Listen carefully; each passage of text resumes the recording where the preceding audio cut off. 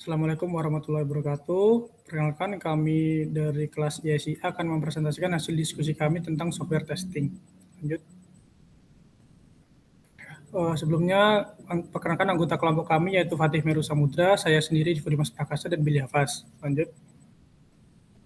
Pertama-tama saya akan memberikan pengertian tentang software testing. Software testing adalah proses mengevaluasi dan memverifikasi bahwa produk perangkat lunak atau aplikasi melakukan apa yang seharusnya dilakukan, serta memastikan bahwa produk perangkat lunak tersebut bebas dari cacat atau kesalahan. Lanjut.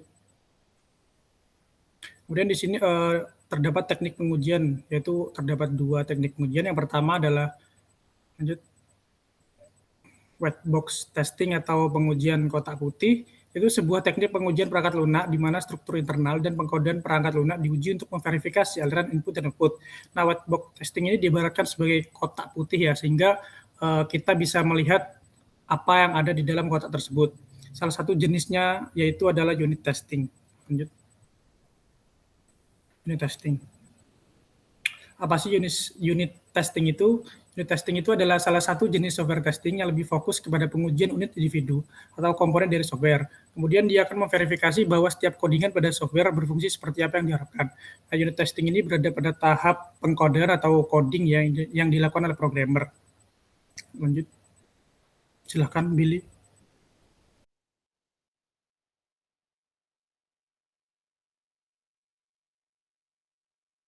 Mic-nya belum on, Mas. Oke, terima kasih. Fungsi dari unit testing itu sendiri yang pertama adalah untuk membantu memperbaiki bug di awal siklus pengembangan dan menghemat biaya. Dan yang kedua adalah membantu seorang developer untuk memahami basis kode dari pengujian itu sendiri dan memungkinkan melakukan perubahan dengan sangat cepat. Dan yang ketiga tentunya untuk dokumentasi dari proyek itu sendiri. Dan yang keempat, unit testing dapat membantu pengguna untuk menggunakan ulang dari kode yang sudah dikodingkan sebelumnya. Jadi unit testing ini juga bisa menggunakan kode-kode yang sifatnya reusable. Terus kemudian untuk cara pengujiannya, yang pertama pengembang menulis bagian kode dalam aplikasi hanya untuk menguji dari fungsi-fungsi tertentu. Dan yang kedua, pengembang juga dapat mengisolasi fungsi untuk pengujian yang lebih ketat. Yang ketiga, seorang pembuat kode umumnya menggunakan kerangka kerja untuk unit test mengembangkan kasus uji otomatis. Untuk unit testingnya ada 2 ya, ada uji otomatis dan uji manual. Kemudian alur kerja unit testing, yang pertama ada membuat test case, yang kedua adalah review rework, dan yang ketiga baseline, yang keempat eksekusi tes dari test case yang sudah dibuat pada tahap awal tadi. Untuk alat pengujian dari unit testing ada Junit, adalah alat pengujian gratis yang digunakan untuk bahasa pemrograman Java. Alat ini memberikan pernyataan untuk mengidentifikasi metode pengujian. Alat ini juga menguji data terlebih dahulu, kemudian dimasukkan ke dalam potongan-potongan kode.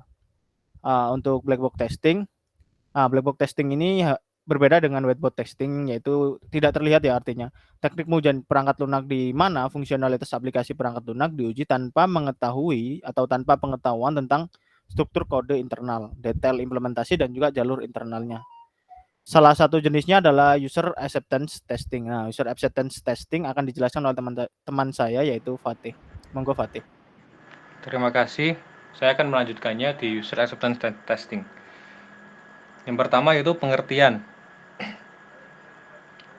Lanjut, pengertian yaitu user acceptance testing merupakan pengujian untuk memverifikasi atau menerima suatu sistem perangkat lunak oleh klien atau pengguna akhir, dan dilakukan pada tahap akhir tepat sebelum produksi. Next. Tujuannya ada 3. Yang pertama adalah memvalidasi secara end-to-end atau menyeluruh. Yang kedua, mengetahui apakah perangkat lunak sudah berfungsi semestinya dan juga apakah mudah digunakan atau justru mempersulit pengguna. Dan mendapatkan kritik dan saran dari pengguna untuk mempermudah pengerjaan developer dalam memperbaiki kesalahan sistem berdasarkan dengan data real tanpa bias. Next. Terdapat proses pengujian. Yang pertama adalah analisis bisnis recruitment, yaitu merupakan mengidentifikasi dan mengembangkan skenario pengujian. Yang kedua ada perencanaan UAT, yaitu merupakan tahap menguraikan strategi yang akan digunakan untuk memverifikasi dan memastikan apakah aplikasi memenuhi persyaratan bisnisnya. Yang ketiga ada identifikasi test skenario dan test case. Dan test case sendiri merupakan bentuk general dari hal yang akan diuji pada UAT, sedangkan test case adalah informasi rinci dari hal yang akan diuji. Yang keempat ada persiapan data uji. Data uji yaitu data yang digunakan untuk tujuan pengujian, dan data diharuskan diacak untuk alasan privasi dan keamanan. Yang kelima ada eksekusi dan catat hasil ujinya. Ini merupakan tahapan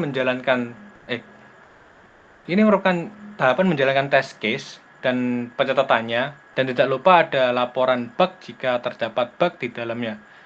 Yang terakhir ada konfirmasi hasil ujian. Analisis bisnis atau penguji di UAT perlu mengirimkan surat atau laporan setelah pengujian UAT berlangsung atau setelahnya, atau UAT telah selesai. Next,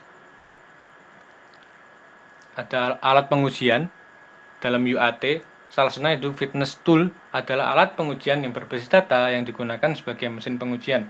Membaca dan mencatat hasil dalam sebuah tabel, pengguna memasukkan input, kemudian tes akan dijalankan, dan output akan diberikan ke pengguna kembali.